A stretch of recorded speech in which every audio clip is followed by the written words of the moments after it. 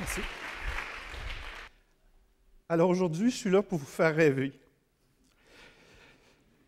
Bien sûr, vous aimeriez sûrement que je vous parle de faire la téléportation d'une personne, par exemple, qui est sur Terre, que cette personne-là pourrait utiliser un appareil et se déplacer instantanément ou presque jusqu'à la planète Mars dans un appareil similaire. Bien sûr, il faudrait qu'il y ait un certain temps pour transmettre l'information entre le point de départ et le point d'arrivée, mais ce qu'on voudrait, c'est d'être capable de prendre un être humain, par exemple, de le décomposer en petits morceaux, en tout petits morceaux, et de reconstituer la même chose rendue à l'autre bout. Dans un sens, ce n'est pas vraiment de ça dont je vais vous parler aujourd'hui, mais je vais faire un lien avec ça vers la fin. Ce dont je vais vous parler... Ah, juste une seconde. Je ne voudrais pas que le phénomène que je vais vous expliquer nous permette de faire de la télécopie. C'est-à-dire que je ne voudrais pas que ce phénomène-là me permette de prendre une personne sur Terre, d'en envoyer une copie sur la planète Mars, puis de me retrouver avec deux. Puis vous allez voir que quand je vais vous expliquer ce que c'est que la téléportation quantique, on va obtenir comme propriété qu'effectivement, on ne peut pas faire ça. Donc, ça serait une façon très naturelle de faire de la téléportation que je vais vous montrer tout à l'heure.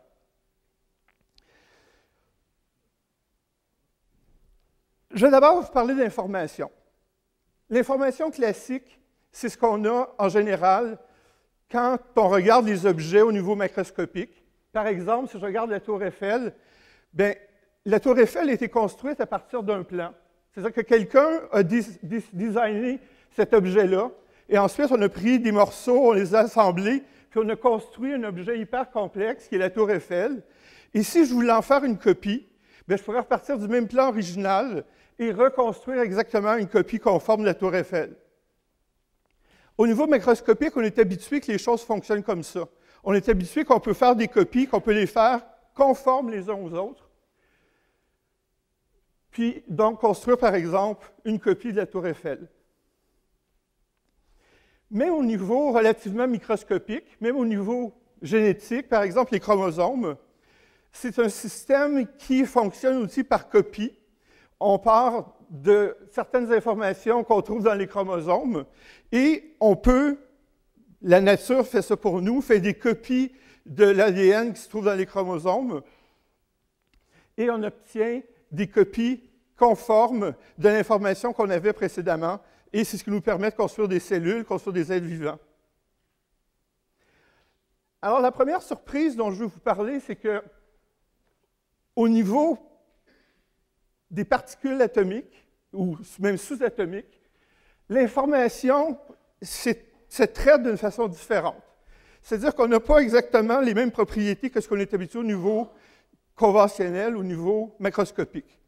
Alors, vous me poserez peut-être la question, pourquoi est-ce que c'est différent? Bien, c'est parce que la nature en a décidé ainsi.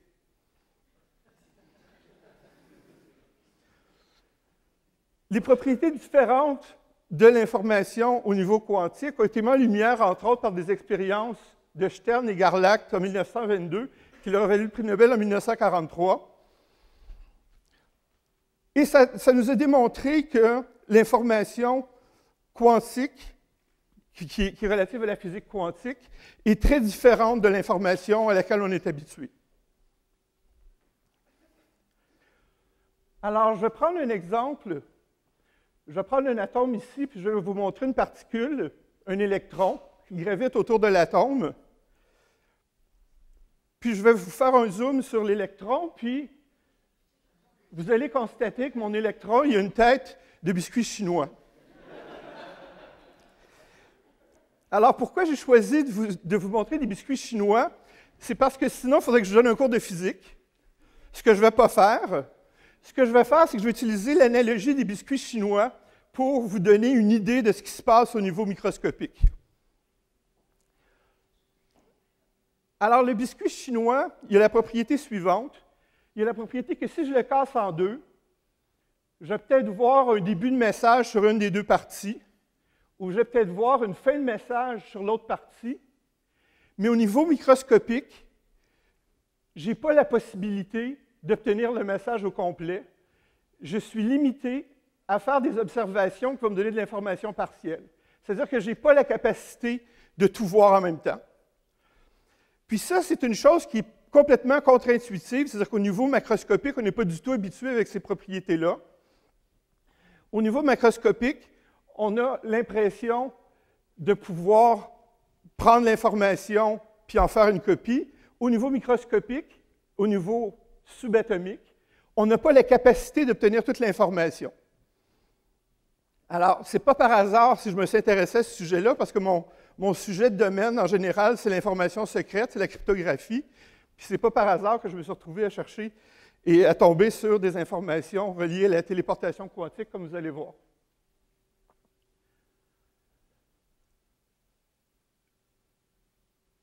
Une chose aussi qui n'est pas possible de faire au niveau microscopique, c'est de prendre un objet, par exemple mon biscuit chinois, et d'en faire une copie conforme, c'est-à-dire de partir d'un biscuit chinois avec un message dedans, puis une boule de pâte, puis de transformer ça en 2 biscuits chinois qui contiennent le même message. C'est-à-dire qu'on a un phénomène de non-clonage. Il est impossible de reproduire une information, parce que si je pouvais faire ça, si j'avais la capacité de partir de 1 biscuit chinois puis d'en faire 2, bien, je pourrais en prendre 2 puis en faire 4, en prendre 4 puis en faire 8, puis ensuite je pourrais toutes les ouvrir puis je verrais les 2 morceaux du message. Mais comme je vous l'ai dit précédemment, c'est impossible si j'ai un biscuit chinois de voir les 2 morceaux du message en même temps. J'en vois seulement la moitié.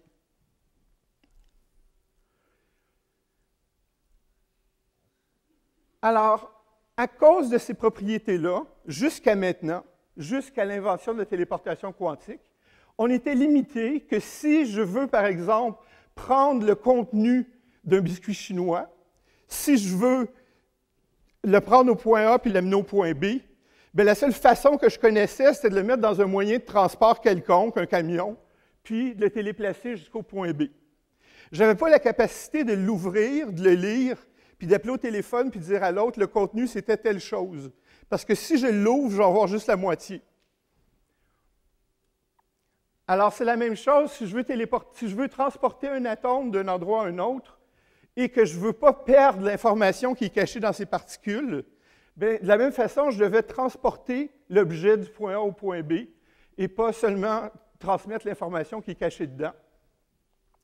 Puis éventuellement, si on voulait transporter une personne avec ces milliards de molécules, de particules, d'atomes et toute l'information qui est cachée à l'intérieur, bien, on a aussi la même restriction qu'on peut prendre la personne au point A et l'amener au point B, mais la seule façon qu'on connaissait, c'était de le faire physiquement, de prendre la personne puis de la déplacer. Alors, ce que je vais vous expliquer maintenant, c'est un phénomène qu'on appelle la téléportation quantique, qui nous permet de faire la même chose, de prendre l'information cachée dans un système au point A puis l'amener au point B, mais d'une façon qui ne nous demande pas de le déplacer physiquement. Puis ce phénomène-là, c'est basé sur l'intrication quantique. L'intrication quantique, c'est un phénomène qui a été mis en évidence en 1935 par Einstein, Podolsky et Rosen. Ils ont écrit un article où ils ont dit aux fondateurs de la mécanique quantique, « Les boys, si votre théorie est juste, ça va être bien bizarre. Parce que si votre théorie est juste, il va se passer des phénomènes où l'information qui va se cacher dans les systèmes quantiques va être partagée en différents endroits. C'est ce qu'on appelle l'intrication. C'est un gros mot, cette intrication, il faut que je suis allé chercher une définition. Intrication, c'est un mot français qui veut dire emmêlé ou qui veut dire enchevêtré. C'est des choses qui sont attachées les unes aux autres, qui sont entremêlées les unes aux autres. Fait que l'intrication quantique, c'est un phénomène où on a différents systèmes qui contiennent de l'information, mais ces informations-là sont attachées les unes aux autres. Bon, un exemple, s'il vous plaît. Un exemple, ça serait la chose suivante. Alors, imaginez une paire de biscuits chinois quantiques qui sont attachés par le phénomène qu'on appelle l'intrication. Les biscuits chinois quantiques sont attachés par des petits bouts de papier comme ça, comme les bouts de papier qui contiennent à l'intérieur, mais ils ont la propriété que si je les ouvre tous les deux, ils vont toujours s'ouvrir de façon complémentaire, c'est-à-dire qu'il il y en a un des deux qui va s'ouvrir sur la première partie, bien, le deuxième va s'ouvrir sur la deuxième partie. Bon. Si je recommence, ça se pourrait que le premier s'ouvre sur la deuxième partie, puis que le deuxième s'ouvre sur la première partie.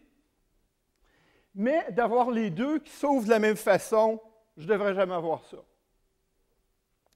Alors, le phénomène d'intrication, c'est que si je fais une expérience d'ouvrir un biscuit puis que je vois une moitié, bien l'autre biscuit, si quelqu'un l'ouvre aussi, il va voir l'autre moitié. Ce qui est surprenant là-dedans, c'est que si moi je me trouve ici puis que l'autre personne se trouve sur Mars, il va quand même avoir la relation que si moi j'en ouvre un puis je vois une moitié, lui il va ouvrir l'autre puis il va voir l'autre moitié nécessairement. Il y a une espèce de communication entre les deux qui dit, bien vu que le premier est ouvert d'un bord, le deuxième va ouvrir de l'autre.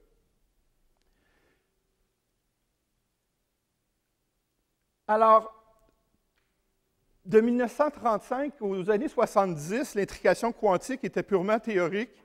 Puis dans les années 70, il y a eu des expériences en France qui ont mis en évidence que l'intrication quantique est un phénomène réel, qui a mis en évidence l'existence du phénomène de façon expérimentale. Puis en 1993, avec mes amis Gilles Brassard, Richard Joseph, William Wouters, Charles Bennett et H.R. Perez, on a montré que l'intrication quantique peut servir à faire de la téléportation quantique que je vais maintenant vous expliquer. Alors, la téléportation quantique, si on fait l'analogie avec les biscuits chinois, ça va me permettre de prendre l'information qui est cachée dans le biscuit en A, puis de l'envoyer dans le biscuit qui est en B, en utilisant le fait que les deux biscuits de droite sont dans l'état d'intrication quantique. Alors, évidemment, je ne vais pas vous donner tous les détails, mais ce que je vais vous dire, c'est essentiellement comment ça fonctionne, grosso modo. Il s'agit d'observer les deux premiers biscuits chinois et de leur demander, êtes-vous par hasard intriqués? La découverte de la téléportation quantique réside essentiellement sur cette opération-là. Si on peut poser cette question-là puis obtenir une réponse, ça va effectivement produire l'effet qu'on cherche. Évidemment, si on regarde l'image, ils ne sont pas intriqués parce que c'est les deux de droite qui sont intriqués, ce n'est pas celui de gauche puis celui du milieu. Sauf que si on pose la question, ça impose une réponse, puis le système va nous répondre en disant « Oui, je suis intriqué à l'endroit ». Donc, les deux se retrouvent intriqués par le fait que j'ai posé la question. Du coup même, j'ai détruit l'information qui était présente. Alors, la chose que j'avais en A, que je voulais envoyer, je viens de m'en débarrasser, je viens de le détruire, parce que j'ai amené le système à se trouver dans un état intriqué. Sauf que la magie de la chose, c'est que la téléportation quantique fait que l'information qui était cachée en A se retrouve maintenant cachée en B. Alors, vous me direz, est-ce qu'on peut vraiment faire ça? Oui. Sauf que c'est un petit peu plus subtil. Des fois, ça répond, oui, on est intriqué, mais on est intriqué à l'envers. Puis si ça répond que c'est intriqué à l'envers, là, je représente ça par les lignes qui se croisent. À ce moment-là, le biscuit chinois en B n'est pas tout à fait dans l'état qu'on avait en A, puis il faut faire une certaine correction. Il faut le flipper verticalement pour obtenir la même chose que ce qu'on avait au début.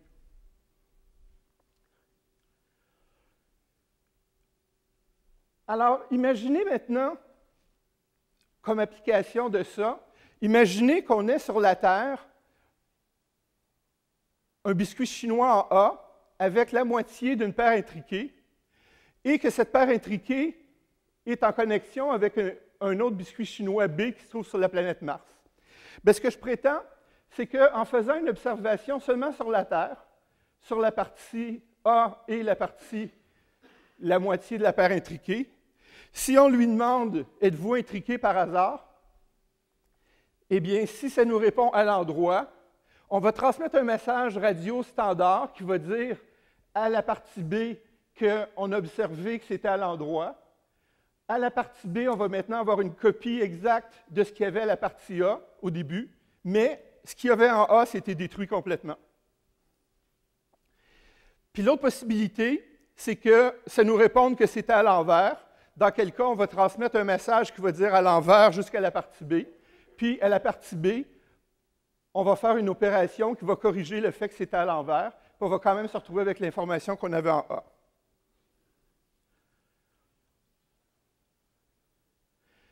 Alors, dès le début, en 1993, on a eu déjà un certain nombre d'expériences qui ont été faites, mais la plus concluante, c'est celle qui a été faite en 2012 aux îles Canaries.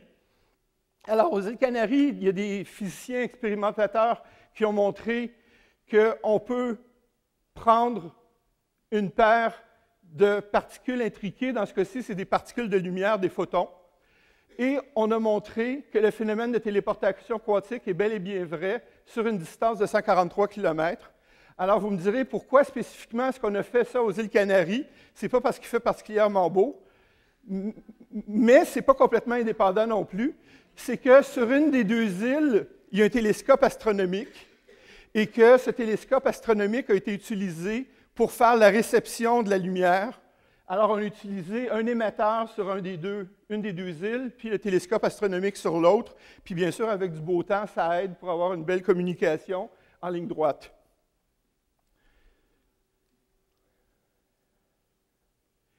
Alors, je reviens maintenant à la téléportation des personnes. Est-ce qu'il y a un lien entre ce que je vous ai raconté et la téléportation des personnes?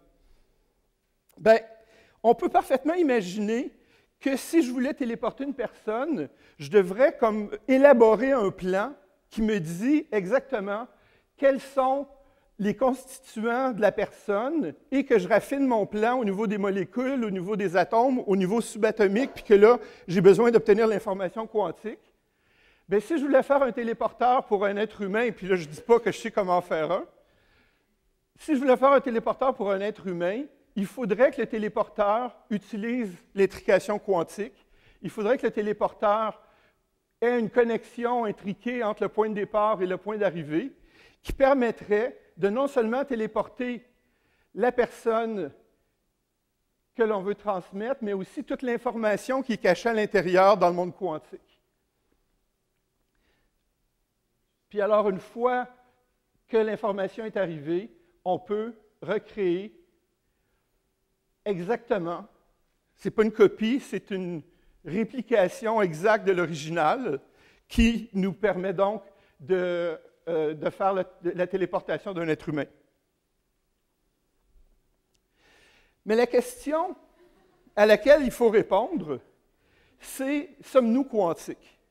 C'est-à-dire, est-ce que c'est pertinent ce que je viens de vous raconter? Est-ce que c'est important de savoir si les êtres humains sont des objets quantiques? Puis est-ce que c'est important de faire la téléportation de la partie quantique de l'être humain? Ou est-ce qu'on peut se contenter de faire une vulgaire copie comme un fax, puis que si on me téléportait moi, ben une fois rendu à l'autre bout, qu'on ait juste téléporté mes molécules, puis le reste, très approximativement, ça ne change rien? La réalité, c'est que je n'ai pas la réponse à cette question-là, j'en sais rien. OK? Je ne suis pas là pour vous convaincre que demain matin, on va faire des téléporteurs pour les êtres humains. Je suis là pour vous dire que si on fait de la téléportation, il va falloir le faire de cette façon-là. Mais je vais quand même vous dire que la téléportation, telle que je l'ai décrite, ne permettrait pas de faire de la copie. Pourquoi? Parce que, de façon intrinsèque, quand je lis l'information quantique, je détruis l'original pour refaire une réplication conforme, mais pas une copie. Alors, je vais conclure sur l'idée suivante.